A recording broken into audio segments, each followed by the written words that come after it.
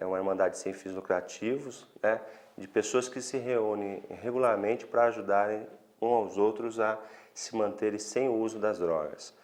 E você, como participante desse grupo, como é que você pode ajudar os outros que também fazem parte? Nós temos, na verdade, uma forma de abordagem, né? A nossa terceira tradição diz que o único requisito para ser membro de Narcóticos Anônimos é ter o desejo de parar de usar.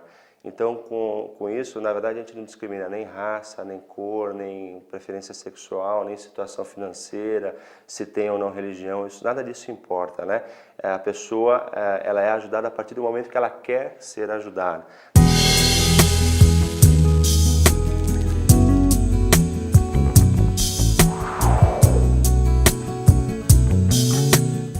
Mais um Vida Nova no ar, trazendo informações sobre os males da compulsão e dos vícios. Antes de começar, vejamos quais são os temas desta edição. A nossa dica de literatura é o livro que vai servir de apoio ao dependente químico e sua família. As drogas auxiliam na performance do atleta? Dr. João Lourenço entrevista o terapeuta Carlos Goulart. Entre no site tvmundomaior.com.br e envie suas dúvidas, críticas e sugestões. É só clicar no link Fale Conosco. No Vida Nova, você tem o seu espaço. Participe! E quem está participando hoje conosco, não tem aqui o nome, mas temos um e-mail que diz assim: tem um parente que está passando por uma fase muito difícil com a dependência química. Onde posso encontrar auxílio para a minha família, já que todos estão envolvidos no problema? Bom, como você não disse de que lugar, de que cidade você é, vamos falar assim, geral. Primeiro você deve procurar o profissional da saúde, é o primeiro que deve ser procurado para o tratamento da dependência química. Assistentes sociais podem dar informações e os grupos de auxílio como Narcóticos Anônimos, Alcoólicos Anônimos, grupos de amor exigente, e é importante também que você procure auxílio na sua religião. Seja qual for a sua religião, ela estará apta certamente a levar auxílio a você e sua família, tá bom? Temos um outro e-mail que diz o seguinte: Dr. Marcos, gostaria de saber se drogas como maconha, cocaína ou êxtase proporcionam melhor desempenho ao atleta. De forma nenhuma, essas drogas não proporcionam melhor desempenho ao atleta. Essas drogas, elas agem no cérebro e prejudicam em muito o raciocínio e o reflexo. E, logicamente, com o raciocínio e o reflexo prejudicado, não há atleta que consiga se superar, porque são os principais atributos necessários para o uso de qualquer esporte, para a prática de qualquer esporte, tá certo? O grupo de jogadores anônimos realiza reuniões todas as segundas-feiras, às 20 horas, na Igreja de São Carlos Barromeu, que fica localizada na Rua do Oratório, número 3712, na Vila Prudente, em São Paulo.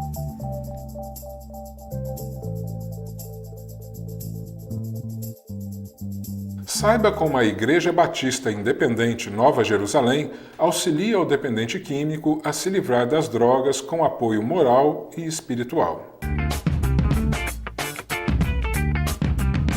Olá, nós estamos aqui no nosso quadro de entrevistas do programa Vida Nova e nós vamos aqui hoje entrevistar o Carlos, Carlos Goulart, que a gente diz, que vem trazer aqui umas informações sobre a sua clínica, que na realidade é onde ele trabalha, chamada Clínica Opção Vida, que foi criada, idealizada pelo Bispo Marcelo, lá da Igreja Evangélica. Então eu queria que você contasse um pouco para a gente como que é o trabalho lá na Clínica Opção Vida. Bem, doutor, o trabalho é um trabalho bem voltado, principalmente para o lado espiritual. Por quê? Porque a gente trata com medicação, psicólogo, psiquiatra, com todo tipo de tratamento que exige as pessoas profissionais, mas o maior tratamento mesmo dentro da clínica é a espiritualidade, um tratamento espiritual através de pessoas que desenvolvem o trabalho dentro da clínica falando coisas de Deus sem envolver uma religião em si, mesmo sendo o evangelho ajudando, não envolve a religião em si, sim um lado espiritual, um lado muito forte espiritual, que é o que hoje nos dá preenche o vazio do adicto, da pessoa que tem o problema da dependência química. Quer dizer, dentro aqui do nosso contexto que a gente observou e percebe, que o dependente químico precisa colocar alguma coisa nesse lugar que ficou vazio, e que nada preenche. O que nós percebemos, o que preenche é a espiritualidade. É verdade, doutor, posso falar assim por mim mesmo, né? Na verdade eu sou adicto, né? Não tenho essa dificuldade de falar, sou adicto, usei durante muito tempo e acabei até tendo opções de recaída e voltando ativa de novo porque o vazio não estava preenchido. Entendi. Hoje eu preencho esse vazio com o meu lado espiritual, sou cristão, sou evangélico, mas assim, dentro do que eu trabalho, da terapia que eu trabalho, eu não coloco religião, eu coloco a opção de vida tem que ser a pessoa espiritual. Fazer uma espiritualidade para essa pessoa se tornar espiritual, conseguir preencher esse vazio que mãe não preenche, pai, filhos não consegue preencher, a esposa não consegue preencher. Somente um poder superior que a gente chama de, cada um chama da sua forma, que acredita, mas para nós é Jesus, então preenche esse vazio, nos fortalece, nos enche o coração, consegue nos impulsionar para continuar a recuperação, porque é uma doença que não tem cura, né? Você me comentou também, nós estamos conversando aqui em off, né? De que vocês têm um trabalho lá que a gente chama de internação involuntária, né? Sim. Como é que ocorre isso lá? E principalmente pensando nesse sentido, né? A pessoa é internada involuntariamente e também, nesse contexto, é inserida a espiritualidade. Como é que funciona isso, né? É assim, doutor, é uma coisa muito incrível, né? Porque há pouco tempo nós tivemos uma pessoa, até veio um companheiro comigo, que é um interno da clínica, né? Que me acompanha. E uma pessoa muito espiritual e foi internada involuntariamente, né? Certo. Porque a pessoa está quase morrendo, ela não tem condições de sair daquela situação e nem quer sair porque a droga é mais forte naquele momento. Não consegue discernir, né? No momento que ela é pegada, ela é resgatada, ela é levada para uma clínica, ela é resistente no começo, mas quando ela participa de uma espiritualidade, que vê falar que existe um poder muito maior do que ela e que ela consegue chorar, que ela consegue sentir realmente dentro dela essa coisa gostosa que é um poder superior, ela começa a aceitar, sabe? É uma coisa tão maravilhosa que só é inexplicável. Às vezes a gente se sente assim, a gente começa a olhar para essas pessoas e começa a ver elas se transformando, se mudando, até num jeito de falar, na postura dela, no jeito que ela usava na dicção e o jeito que ela é hoje. E a gente tem muito disso. Então é pego involuntário, teve pessoas, há pouco tempo a gente pegou, apareceu na televisão, em um canal de televisão, a gente foi resgatar uma pessoa lá na boca do lixo, né? Foi uma coisa assim muito, muito emocionante, né? Ver a família, vendo aquilo ali, vendo a pessoa caída, vendo a pessoa no último, né? Entendi. E depois ver essa pessoa se reencontrando com a família, espiritualmente bem, né? E voltando à vida. Uma coisa que você falou que é muito interessante, mesmo que ele esteja lá assim involuntariamente, uma característica, vamos dizer assim, exatamente da espiritualização do tratamento, que inclusive é exatamente o acolhimento, que aí é uma característica do cristão, né? Com certeza. O acolhimento faz quebrar as defesas. Você concorda com isso? Concordo. E você observa isso lá na Opção Vida? Eu observo sim, porque assim, os próprios pacientes que já estão há mais um tempinho, eles na espiritualidade eles buscam essa pessoa, eles se abraçam, eles se beijam, eles não têm vergonha de expressar o seu sentimento nesse momento espiritual. Perfeito. É o momento qual mais eles soltam suas expressões, sua dor, seu sofrimento, porque o dependente chega, na verdade, no último do estágio dele. Sim, e então do fundo do poço, né? Chega trazido meio à força. Aí chega lá, ele tem que receber, a primeira coisa é o amor, né? E a gente, como tem Cristo no coração, a gente recebe com aquele amor, com aquele carinho, conversa, explica, né? E quando ele participa da primeira espiritualidade, a gente já consegue ver um resultado da emoção, primeiro da emoção, e depois vem a razão junto com esse preenchimento desse vazio, né? Que é muito importante. Esse processo vamos dizer assim, é baseado naquele modelo Minnesota dos 12 passos. Isso. Mas deve existir alguma característica específica da igreja evangélica, assim, nesse processo de acolhimento, ou talvez até de algum ritual que ajuda nesse processo da espiritualização. Tem alguma característica específica que é uma contribuição da igreja evangélica?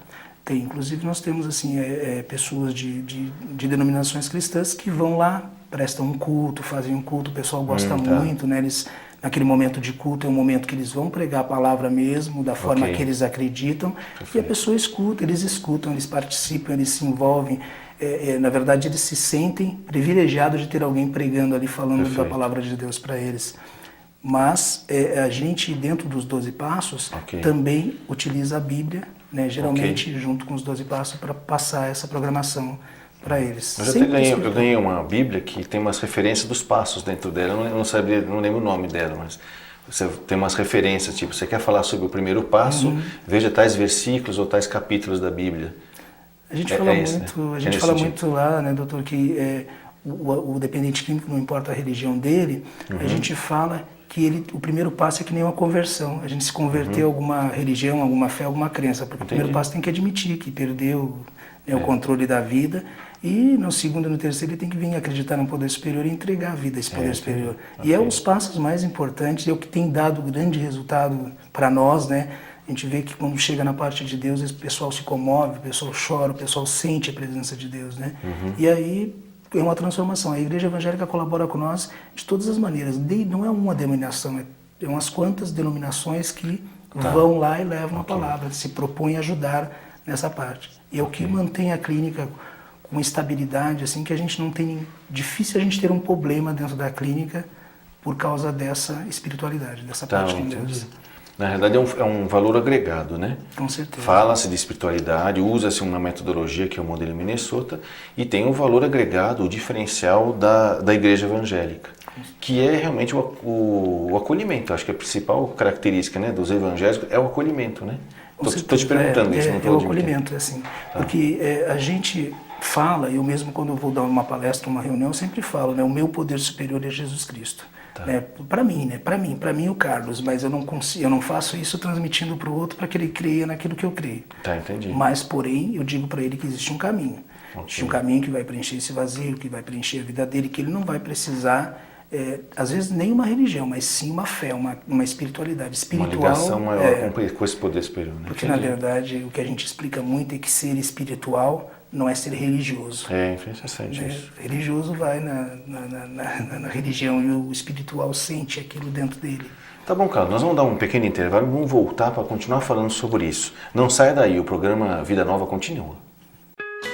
Você sabia que 32% das meninas entre 15 e 16 anos saem de casa uma ou várias noites no mês com o objetivo de se alcoolizar?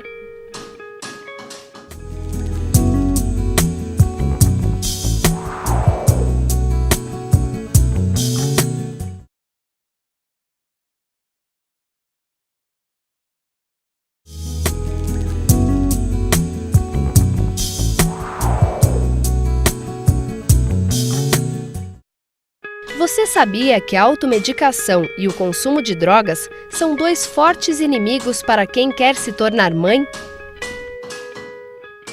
De volta aqui no nosso quadro de entrevistas do programa Vida Nova, continuamos aqui com o Carlos, que vem lá da clínica Opção Vida e que nos contou aí como é que, no primeiro momento, contando como é que é o funcionamento dessa clínica, mas também tem algumas coisas interessantes em relação à própria igreja evangélica, na figura do bispo Marcelo, que teve essa iniciativa. Conta pra gente como é que é essa iniciativa da igreja evangélica na figura do bispo Marcelo e como que a igreja hoje auxilia esta atividade, né?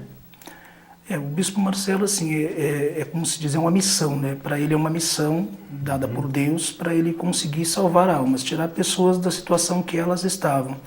Então, criando essas unidades, começando a trabalhar com isso, através disso a igreja evangélica também se propõe a que a pessoa saia, quando ela sai, que ela me propõe a trabalhar a respeito de espiritualidade, eu me proponho a ir na igreja, eu começo a entender, e a própria igreja evangélica oferece um meio de ajudar essa pessoa, de colaborar com ela dentro da igreja, para que ela consiga aos poucos também ter um reforço quando sai espiritual dentro da igreja. Certo. E dentro da clínica a igreja faz parte de um todo, né, de todos nós que trabalhamos e também do grupo, porque o grupo em si valoriza muito a nossa fé, a nossa crença, né, no que nós acreditamos.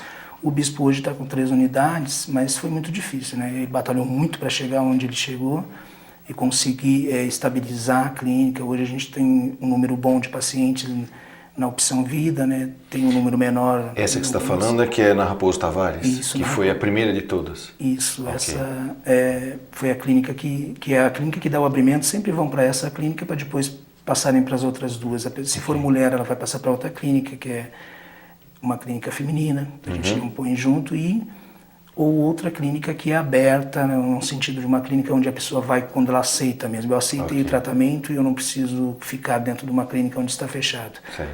Se bem que nessa fechada, assim, por o trabalho espiritual mesmo, nós temos pacientes maravilhosos e pacientes que chegam em uma semana, 2 semanas e nós conseguimos não ter tanto cuidado com ele, porque nós sabemos que ele já entra em recuperação. Entendi. Por isso, por o reforço da igreja, pelo reforço da espiritualidade, num todo, né? Eu acho que não fica fora disso, não fica fora o psiquiatra, não fica fora a psicóloga, nem o terapeuta, mas o reforço maior é o alicerce espiritual que a igreja hoje nos dá. Até porque o problema físico e psicológico pode até passar depois. Com certeza. Mas se eu continuar com vazio, vem outros problemas, né? Eu vou buscar, né? Na verdade, eu vou buscar uma coisa que preenche. E onde eu buscava isso era numa boca, era num bar, perfeito, né? E hoje a pessoa busca isso dentro de uma igreja. Da busca insana, né? Para uma busca sana. Né? Ok. E em termos de estrutura, é a igreja que mantém isso? A igreja evangélica? A igreja ajuda. A igreja ajuda, né? Mas é assim, como nós somos clínica particular, né? Então assim, há uma taxa, há um pagamento, então os pacientes geralmente são pacientes que têm a condição de pagar a sua internação, de dar um pagamento. Então esse pagamento é o que faz com que a clínica se movimente, né? Consiga se manter e também acolher algum paciente que às vezes não tem essa condição toda, ela pode estar ajudando, né? Entendi. Consegue ajudar. Chega a ser autossustentável, vamos dizer assim. Isso. Então, e a retaguarda seria a igreja em alguma dificuldade, algum momento? Se alguma coisa no momento tiver alguém que precise de uma ajuda, a igreja vai lá e se propõe a ajudar essa pessoa e até leva essa pessoa até a clínica e consegue com que essa pessoa tenha um tratamento, né, por um preço menor ou até mesmo, né, gratuito para ajudar essa pessoa. Então, a igreja está sempre se propondo a querer ajudar essas pessoas. E a pergunta, né? Quem está fazendo a intermediação disso é o Bispo Marcelo? O Bispo Marcelo. Ele defende a causa dele e a missão dele, é isso? Isso. Ah, interessante. Isso. Nós temos um diretor, que é o Edson, né? O segundo do Bispo, depois do Bispo é ele que coordena as clínicas, porque o Bispo tem muito pouco tempo, igreja, clínica, né? Então ele consegue coordenar, mas ele tem dificuldades porque tem que ter outra pessoa no lado dele. Entendi. E a gente que trabalha por trás do Edson, estamos nós lá que estamos sempre mantendo a manutenção da clínica, mantendo a espiritualidade, né? Falando de Deus para o pessoal. Os conselheiros, né? Como a gente fala. Com certeza, né? Ok, então a igreja é um pano de fundo disso tudo, né? Tem o seu jeitão, vamos falar assim, em termos de como levar a espiritualidade, né? E o seu valor agregado, que é exatamente esse negócio da espiritualidade, tem esse jeitão da igreja evangélica, vamos dizer assim o modus operandi. Isso, né? O método que a gente usa dentro da clínica, a gente fala mesmo de Jesus, mas procura sempre dizer para a pessoa, a sua opção de fé ou crença não somos nós, porque até que o programa mesmo de 12 Passos não fala em fé e crença. Mas nós estamos aqui para te dizer que existe um caminho, né? Um caminho, verdade e vida, que para nós é Jesus Cristo. Se você quiser seguir esse caminho, a gente está disposto a te ajudar. E se você não quiser, você quiser seguir outra fé, também estamos dispostos a te ajudar. Sempre tentando ajudar, passando o melhor dentro do que a gente aprendeu e do que a gente teve, que consegue, eu, por exemplo, consigo me manter em recuperação por ser evangélico, por ter um poder superior que é Jesus dentro de mim. Ok. E o tempo de existência dessa clínica é quanto? Já quanto tempo que ela existe já?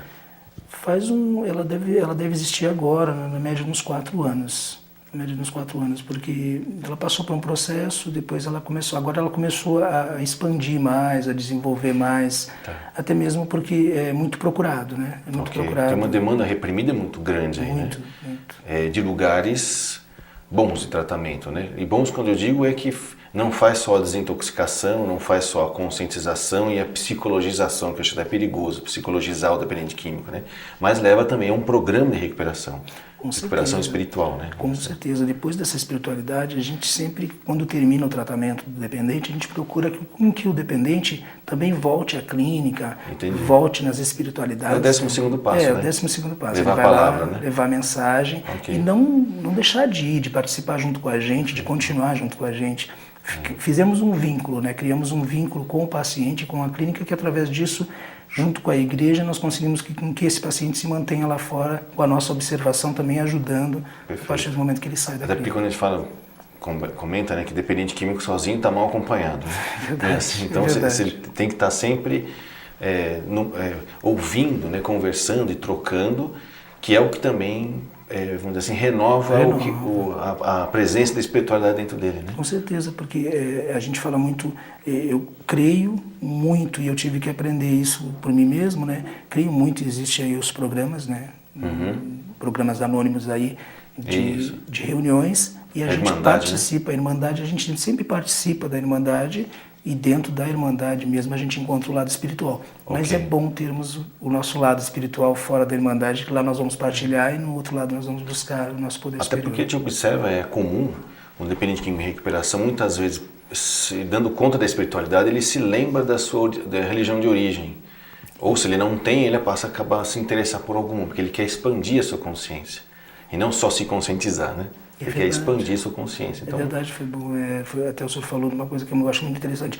Quando eu volto, muitas vezes dizem, mas eu tinha me esquecido de Deus e esquecido do meu lado espiritual, que eu era tal religião, tal fé, tal crença, e eu consegui voltar hoje, rever a minha fé, rever a minha crença e ver que eu estava seguindo um caminho que a minha crença não estava me ajudando, porque eu não permitia que ela me ajudasse. Perfeito, Carlos. Queria que você desse uma mensagem aí para os nossos que estão nos assistindo, para você poder falar o site, como é que faz para acessar, o telefone para poder entrar em contato com mais essa uma opção de aproximação da espiritualidade, né, num processo de tratamento. Tá bom.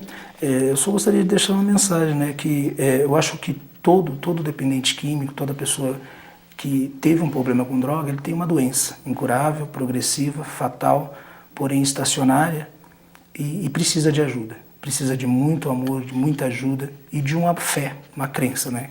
Uma crença em Deus. E nós estamos ali na Raposo Tavares, no quilômetro 21, né? No número 8. É uma clínica que está mudando todos os dias o conceito da fé, da crença, do amor de Deus, e a gente está ali. Nós temos o nosso telefone, que é o 44381245. É um telefone que você vai falar direto com o Bispo Marcelo, direto com as pessoas que vão te levar a essa clínica para você conhecer, para você entender o que é o tratamento. Estamos dispostos a receber visita, né? Todas as pessoas que quiserem conhecer, ver o nosso trabalho, nós estamos ali à disposição. E o nosso site é www.revim.com.br, né? Só agradeço. Tá bom, Carlos. Obrigado pela sua presença, esclareceu bastante a contribuição que todos podem dar para a melhoria deste planeta, né? Não saia daí, viu? O programa Vida Nova continua.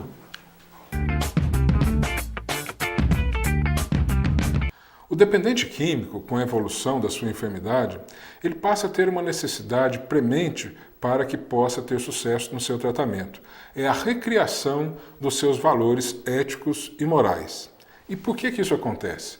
Com a evolução da doença, num momento de necessidade, de uso de droga, o dependente químico se permite fazer qualquer coisa para obter a droga. Ele se prostitui, ele furta dentro de casa, se não estiver em casa ele furta na rua, ele se permite pegar em armas, ou seja, ele faz qualquer coisa para obter a droga.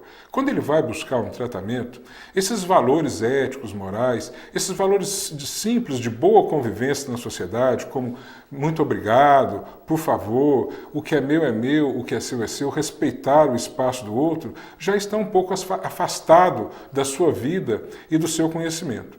É importante que ele recrie, então, esses valores éticos e morais. Mas já nesse momento da vida e com a dependência química já de algum tempo prejudicando a convivência familiar, fica difícil que a família faça essa abordagem de recriação desses valores, porque há uma ruptura nessa convivência de tantas dores, tantas discussões, tantas dificuldades que foram criadas nessa convivência. Daí a grande importância da religião para intervir, dada a confiabilidade das religiões, para auxiliar o dependente a recriar esses valores éticos e morais. E os evangélicos, eles têm se preocupado muito com isso. Várias são as instituições evangélicas por todo o interior que têm auxiliado o dependente químico. Nós gostaríamos de dizer a você que é dependente, a você que é familiar do dependente, que há uma solução. Como você vê em nosso programa, há uma esperança. Não desista de buscar se livrar das drogas, seja você ou seu filho. Busque uma solução e haverá sempre alguém por perto que vai lhe ajudar. O livro Drogas e Drogados se aprofunda em enfoques que tratam do indivíduo, da família e da sociedade em relação às drogas. A discussão procura reunir diferentes pontos de vistas sobre drogas e dependentes e verificar suas inter-relações mostradas de forma aberta, sem preconceitos, objetivamente. Uma ótima dica é o livro Integração Perversa, pobreza e tráfico de drogas. Nos textos aqui reunidos, Alba Zaluar procura diminuir a cegueira étnica e ideológica que sempre dominou as discussões sobre a violência urbana, a pobreza e o tráfico de drogas, sem dúvida uma mistura explosiva que tornou tão difícil e desumana a vida dos habitantes das grandes cidades, atores involuntários da tragédia de uma guerra sem sentido e sem fim. Os Narcóticos Anônimos promovem o 6º Em Compasso, CSA Centro-Oeste Paulista, no dia 2 de novembro. Informações pelos telefones 014 8145 5051 e 016 8154 8560. E assim chegamos ao fim de mais um programa Vida Nova. Participe do Clube Amigos da Boa Nova e assim você estará nos ajudando no combate aos vícios, além de outros serviços. Ligue para nós. O telefone do clube é 0800 12 18 38. 0800 12 18 38. E até o próximo programa.